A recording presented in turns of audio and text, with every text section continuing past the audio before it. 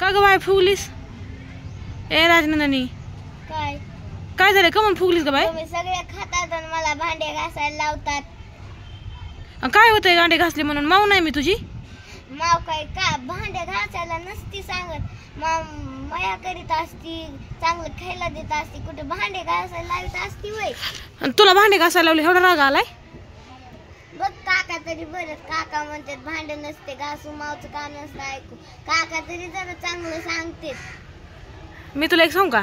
मी तुला कशामुळे सांगते बघा माहिती का? काम ऐक माझं. मला काय, मी सगळं काम करते का नाही? ब्लाऊज शिवते, स्वयंपाक करते, सगळं करते का नाही? रोज मीच भांडे घासते का नाही? मग एक दिवस तो भांडे घासल्याने माझं काय काम राहणार आहे का? नाही का नाही? पण मी तुला कशामुळे सांगते माहिती का? तुझी मम्मी लांब राहते, हा, तू बाई आबापाशी राहतीस, आणि तू सांग मला, तू मोठी झाली समज आता, म्हणजे तुला सांगते मी, तुला शाळा शिकायची मला माहिती, पण तू मोठी झाली, तुझं लग्न जर करायचं म्हणलं, लग्न केल्यावर आणि नवऱ्याच्या घरी गेल्यावर कामाचा कटाळा आल्यावर मग किती सासरा सहन करावं लागतो का नाही? सांग मला, किती बोलणे सहन करावं लागते? तू सांग मला. मला नवीन नवीन कामाचा कंटाळा यायचा, मी काम करीत नव्हते, मला कंटाळा यायचा, तिथं बसून खायची सवय होती मला, शाळेतून यायचं बसून खायचं. मग मला किती काका तुझे खवळायचे का नाही? हे काम नीट केलं नाही, ते काम नीट केलं नाही, काम येत नव्हतं, बडबड करायचे का नव्हते करीत मला? आणि मग तू सांग मला, मी आता तुला शिकविलं तर पुढं चलून समज, आताच नाही तुला, पुढं चलून 10 वर्षांनी 20 वर्षांनी लग्न करून दे तुझं, मग टेन्शन नाही का नाही? मग चांगल्यासाठीच आहे का नाही?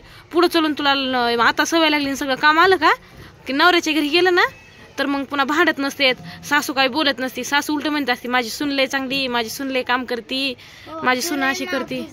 मग चांगलं वळण लावते का नाही मी तुला? घासते का नाही?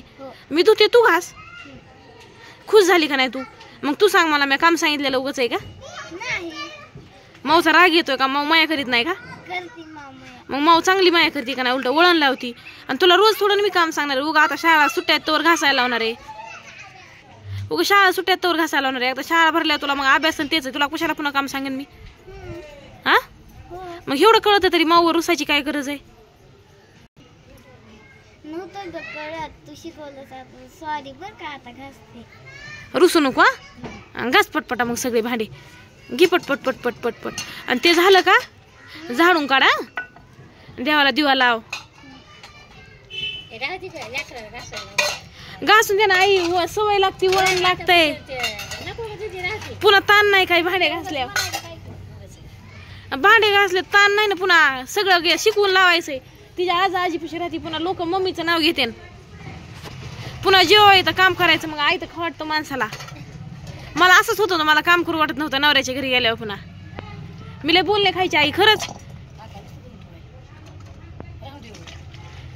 आका घास पटपटा, ह्यांचं काय ऐकू नको, घासू नको म्हणतात. ह्यांना वाटतं तो नवऱ्याच्या घरी गेल्यावर बोलणे खावा, मार खावा, म्हणून तुला सांगा ना ते. हा, त्यांना दोघीला म्हणलं तुम्ही काय म्हणू नका, मी घासणार आहे. हाय का नाही?